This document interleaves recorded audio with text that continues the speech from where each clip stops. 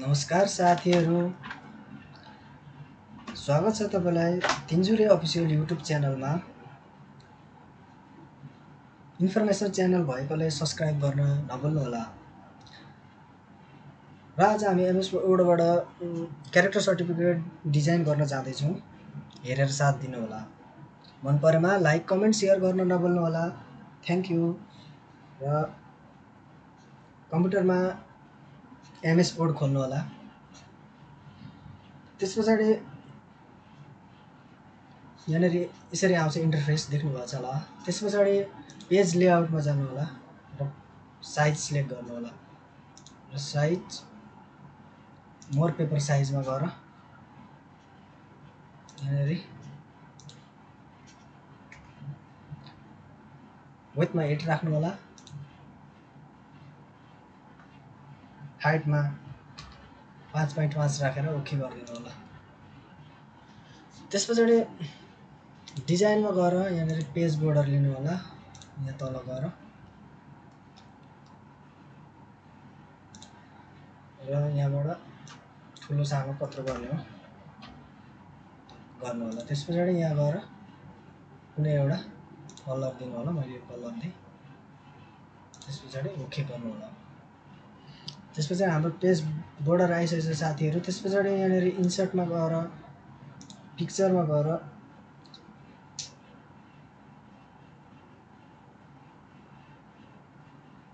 Sorry पहिला हामीले mistake भएछ, एउटा राखौँ है त। डिजाइनमा गएर वाटरमार्क राखौँ पहिला।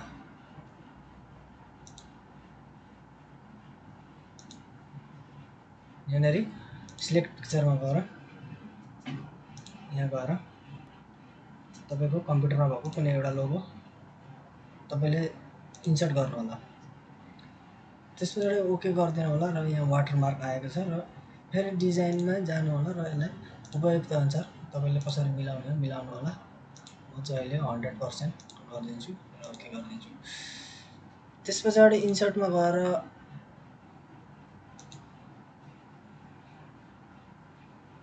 वर्ड आर्टमा गएर क्लिक गर्नु होला। त्यस पछाडि तपाईँले के को क्यारेक्टर सर्टिफिकेट बनाउनु हुँदैछ, जस्तो स्कुलको भयो स्कुलको नाम लेख्नु होला। मैले यहाँनिर लेखिहाल्छु।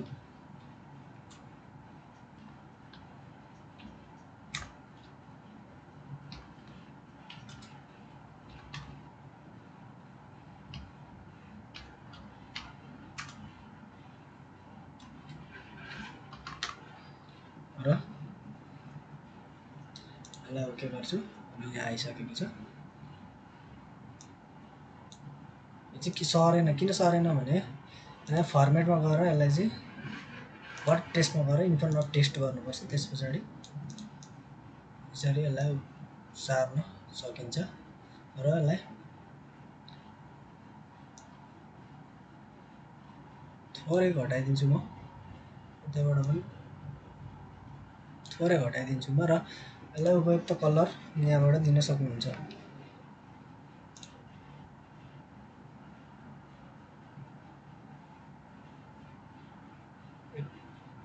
पेज बोर्डरसँग मिल्ने यही कलर दिएँ मैले।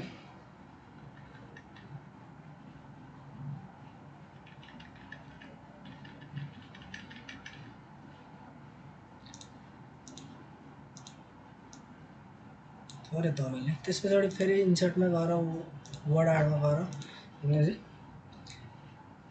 एड्रेस लाउनु होला। मैले चाहिँ कुनै एउटा एड्रेस दिन्छु।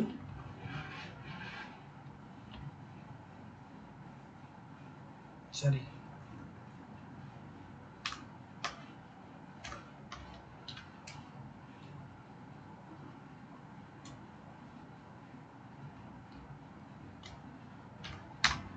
मैले एउटा यहाँनिर दिएछु र यसलाई फर्मेटमा गएर वर्ड टेस्टमा गएर इन्फर्म अफ टेस्ट गरेर यसलाई उपयुक्त अनुसार यसरी सारेर रिसाइज गरेर यसरी रिसाइज गरेर तपाईँले यहाँनिर टक्क राखिदिनु होला र फर्मेटमा गएर फिलमा गएर यसरी टक्क मिलाएर यसलाई बिचमा पर्ने गरी राखिदिनु होला। अहिले तपाईँले जुन कलर लाएर गर्दा पनि हुन्छ, म्याच गर्ने कलर लाउनुहोस्। मैले अहिले यो भिडियोको लागि भएर मैले यही कलर लगाइदिएँ। त्यस पछाडि इन्सर्टमा गएर एउटा रिबन लिनुहोस्। मैले यही रिबन लिएर यहाँनिर सिफ्ट क्लिक गरेर यसरी ड्र गरेँ र यहाँबाट यसलाई सानो ठुलो गरिदिइहाल्छु म। र यहाँबाट यसलाई कत्रो चाहिने हो ठुलो सानो पनि गरिदिइहाल्छु र यसलाई यसरी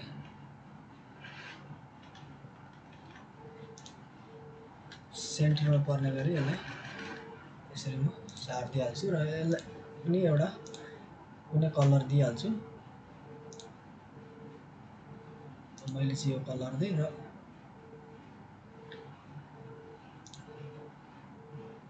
यहाँ गएर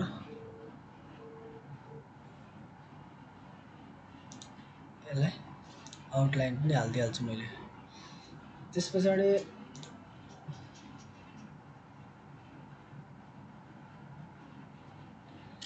पछाडि इन्सर्टमा गएर फेरि वाइन वार्डमा गएर यहाँबाट लेख्नु होला तपाईँले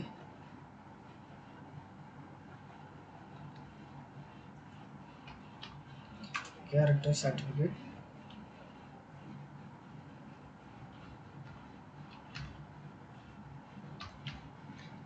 यसलाई पनि ओके गरिदिनु होला र यसलाई यहाँ क्लिक गरेपछि यसको फर्मेट आउँछ र इन फ्रन्ट अफ टेक्स्ट गरिदिइहाल्छु मैले र यसलाई यसरी तानेर यसलाई पनि यसरी रिसाइज गरेर यहाँनिर हालिदिन्छु मैले र यसलाई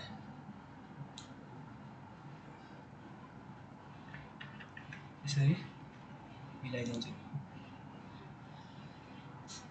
यसलाई पनि डिजाइन तपाईँलाई कस्तो मनपर्छ त्यस्तै बनाउन सकिन्छ हैन बनाउँदाखेरि। तर तपाईँले मैले अहिले भिडियोको लागि यस्तै भने तपाईँले राम्रो बनाउनु होला। इन्सर्टमा गएर पिक्चरमा जानुहोस्। त्यस पछाडि यो मैले एउटा लोगो बनाएर राखेको छु। तपाईँले जहाँको बनाउँदैछ त्यहाँको लोगो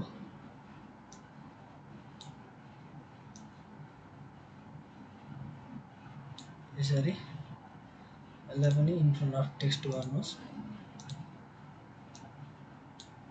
र यसलाई यहाँनिर ट्यागका मिलाएर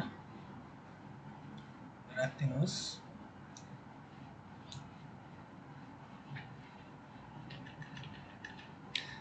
र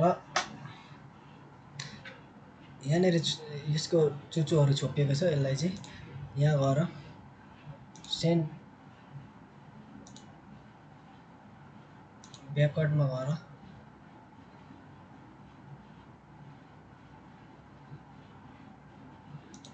सेन्ड ब्याक गरिदिनु होला र आएको छ यसको चुचोहरू यहाँनिर।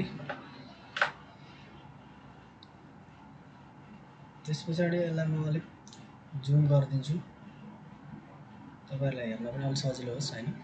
इन्सर्टमा गएर सेभमा गएर यहाँ एउटा यस्तो सेभ गरिदिन्छु र यसलाई यहाँनिर मिलाइदिन्छु र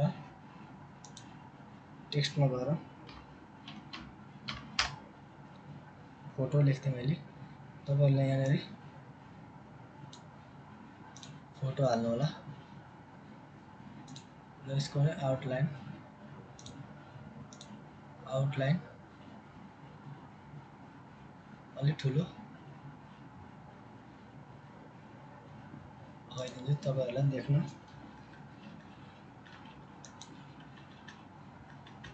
सजिलो होस्। र त्यस पछाडि साथीहरू यहाँ तल एउटा टेक्स्ट बक्स फेरि लिनुहोस् इन्सर्टमा गएर र यसरी ड्र गर्नुहोस् यसरी। त्यस पछाडि यसलाई सेभ एजमा गएर सेभ गरिराख्नुहोस्। डकुमेन्टमा सेभ गरिदिन्छु म। डकुमेन्ट 6 भइसकेको छ मेरो। नेपाल भनेर सेभ गर्छु म र सेभ गरिदिइहालेँ मैले। त्यस पछाडि यो चाहिँ तपाईँहरूले टेक्स्ट लिनुपर्ने हुन्छ, म यहाँनिर लगाउँछु, त्यसलाई नै तपाईँहरूले हेरेर लाउनु होला। र म चाहिँ यहाँ मेरो अगाडि नै बनाएर मैले राखेको छु, त्यहीँबाट कपी पेस्ट गर्छु है त।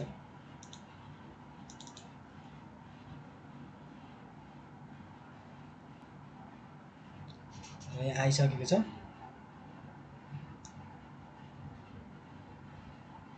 यहाँ आइसकेको छ। यसलाई क्लिक गरेर कन्ट्रोल सी गर्छु र यसरी हटाइदिन्छु र यसलाई कन्ट्रोल भी गरेर यसरी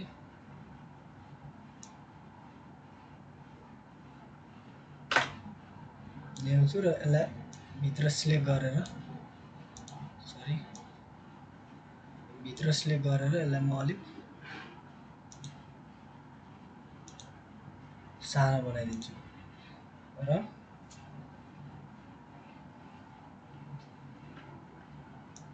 यसलाई थोरै तल गरिदिन्छु र यहाँ क्लिक गरेर यसको आउटलाइन पनि हटाइदिन्छु। म आउटलाइन गरिदिन्छु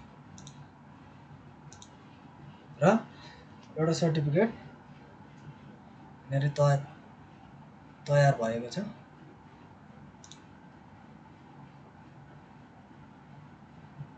हेर्नु होला, यसरी तयार भएको छ यसरी। र तपाईँले यसरी एउटा क्यारेक्टर सर्टिफिकेट तयार गर्न सक्नुहुन्छ। Thank you for watching. Subscribe गरिदिनु होला, माया गरिदिनु होला। यस्तै भिडियो हेर्नको लागि मेरो च्यानललाई सब्सक्राइब गर्नु होला। म यसरी नै हाल्दै जानेछु। Thank you for watching.